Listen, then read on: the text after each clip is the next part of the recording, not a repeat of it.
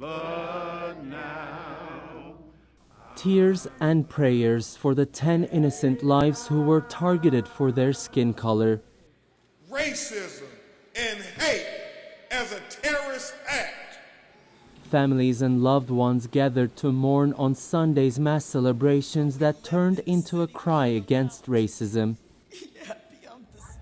I'm devastated and just completely sad and mourning. My spirit is mourning for my city and for my people.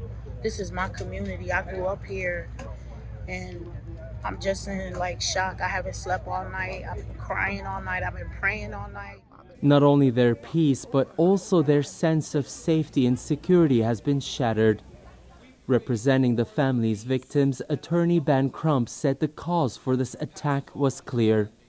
What happened on Saturday was an act of domestic terrorism.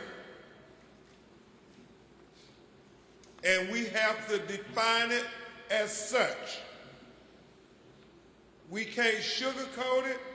We can't try to explain it away, talking about mental illness. No, this was an act of domestic terrorism perpetrated by a young white supremacist.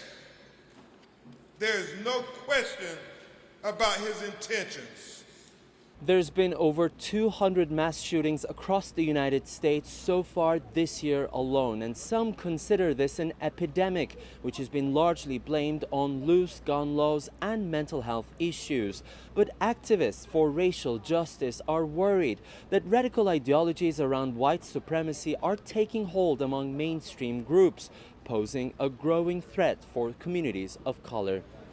The Buffalo tragedy triggered a wider national debate, with some Republicans directing the blame at their own party. U.S. House Representative Liz Cheney alleging over a tweet that the ideas of white nationalism, white supremacy, and anti-Semitism have been enabled by Republicans.